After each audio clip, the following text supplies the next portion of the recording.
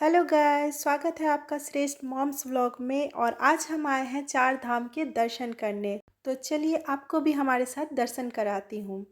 ये चार धाम बना है वृंदावन में। यहाँ से एंट्री करने के बाद में यहाँ हमने टिकट काउंटर पे टिकट लिया था, जो कि फ्री ऑफ कॉस्ट था। एंट्री के साथ ही आपको सबसे पहले गणेश जी के दर्शन हो जाएंगे। राइट साइड में बना है भारत की सबसे बड़ी दूसरी प्रतिमा, जो कि शिव जी की है। शूज़ काउंटर पर शूज़ रखने के बाद में हम आगे बढ़े यहाँ से देखने के लिए। 12 फरवरी 2025 से ये आम जनता के लिए खोल दिए गए हैं। ये NH-19 है और ये छठीखटा वृंदावन का लोकेशन है, जहाँ पे ये चार धाम बने हुए हैं। एंट्री टिकट तो यहाँ फ्री ऑफ कॉस्ट था, पर यहाँ पार्किंग चार्ज 50 रुपये है। यहाँ पे बनी है शिव जी की अर्धनारीश्वर रूप की प्रतिमा।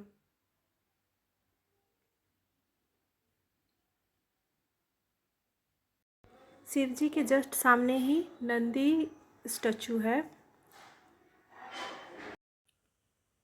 लगे पड़े हुए हैं दोनों बेटे वीडियो बनाने में। हो सॉरी, बाप बेटे।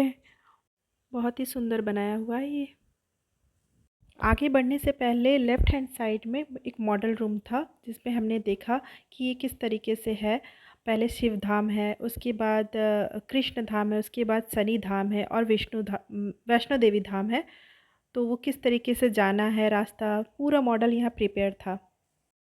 ये शिव धाम वैष्णो देवी धाम के मतलब जस्ट पीछे ही है। तो पहले ये वैष्णो देवी धाम था, अब चार धाम कर दिया गया है। मतलब शिव धाम और राधा कृष्ण धाम, शनि धाम और वैष्णो देवी धाम, चारों को मिला के ये चार धाम मतलब नाम है। जो शिव जी की एक्चुअल मूर्ति है वो 135 फीट की है।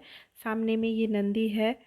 और अब हमने एंट्री किया यहाँ से। अंदर भी उतने ही अच्छे तरीके से सजाया हुआ है। अंदर आप देख सकते हैं शिवलिंग बनी हुई है। यहाँ भी राइट साइड में शिवलिंग बनी हुई है और नीचे कमल के फूल हैं, उसमें पानी है भरा हुआ और कमल के फूल भी इसमें लगे हुए हैं। पर ये आर्टिफिशियल फ्लावर है, ओरिजिनल नहीं है। और दीवार पे भी आप देख सकते हैं शिव जी के मतलब अलग अलग रूपों की अलग अलग डिज़ाइन बने हुए हैं, जैसे उनके तांडव का और नटराज का। और यहाँ पे भी नीचे शिवलिंग है। मैंने ध्यान नहीं दिया कि कितनी शिवलिंग है, मैं बता भी नहीं सकती। लेकिन नीचे चारों ओर शिवलिंग ही बने हुए थे और पानी था। यहाँ पे गौरी गणेश हैं और शिव और कार्तिक हैं। ये भी नटराज की एक छोटी सी नीचे रखी गई थी मॉडल।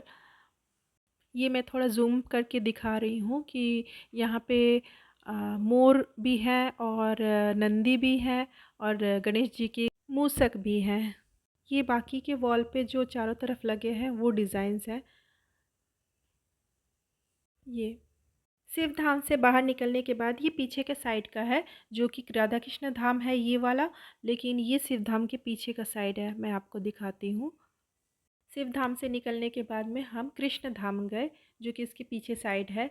यहाँ पे कृष्ण जी की सारी जो उनको प्रिय चीज़ें थी उनको ध्यान में रखे हुए बनाया गया है। यहाँ से हमने एंट्री की थी कृष्ण धाम में। हमने बहुत कोशिश की कि शायद श्रेष्ठ इस घंटी को बजा सके, पर वो नहीं बजा पाया। कोशिश तो उसने बहुत की, पर नहीं कर पाया। कोई बात नहीं। इससे आगे बढ़ते हुए जब हम कृष्ण धाम के अंदर एंट्री किए, तो कृष्ण धाम के अंदर ही आप वॉल पे तो ये देख सकते हैं उनकी जो बचपन की लीलाएं थी, सब कुछ यहाँ पे वॉल पे था। अंदर से कुछ ये इस तरीके से बनाया हुआ था, पूरा का पूरा बहुत ही अच्छा था। इसका आर्किटेक्चर इतना अच्छा था जो इसको और मंदिरों से मतलब बहुत ही ज़्यादा अलग बनाता है, क्योंकि ये है ही इतना खूबसूरत। यहाँ पे कृष्ण और राधा की मूर्ति है। डेकोरेशन तो बहुत ही सुंदर था और कृष्ण और राधा जी की भी मूर्ति बहुत ही सुंदर थी। मैं और सामने से इसको जूम की थी ताकि आप अच्छे तरीके से देख सके। कृष्ण धाम से निकलने के बाद में ये है शनि धाम और ये रास्ता है यहाँ से जाने का। रास्ते में भी आप बहुत सारी झांकी दे सकते हैं। ये वैष्णो धाम है जो इसकी ऑपोजिट साइड है। ये मंदिर इतने बड़े एरिया में है कि श्रेष्ठ तो टायर्ड हो गया था।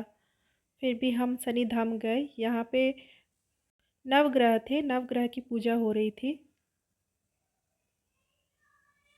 और ये है शनि धाम का मंदिर।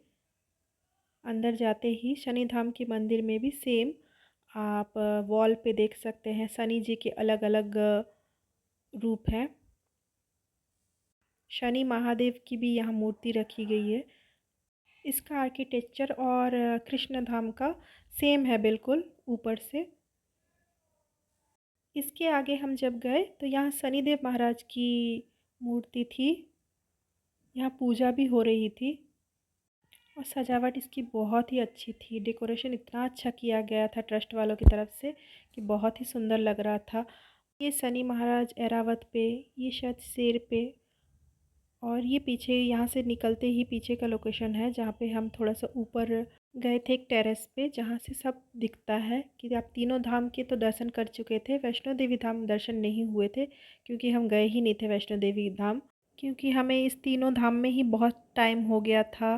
बच्चा भी टायर्ड हो गया था तो हमने सोचा कि फिर कभी आएंगे दर्शन करने के लिए। तो बस हम इतना ही दर्शन कर पाए थे। यहाँ से ये सब झांकियाँ आप देख सकते हैं। निकलते वक्त रास्ते में एक फूड कार्ट है लेकिन वो उस दिन बंद था जब हम गए थे, तो हम नहीं देख पाए कि उसमें क्या है क्या नहीं है। ये अर्धनारीश्वर का फिर से मैंने वीडियो बनाया था क्योंकि ये बहुत अच्छा लग रहा था देखने में। अब हम लास्ट यहाँ से एग्ज़िट करने वाले थे, तो आपको भी कभी मौका मिले तो ज़रूर चार धाम के दर्शन करिए। और आज का वीडियो आपको कैसा लगा कमेंट करके ज़रूर बताइएगा। Take care friends.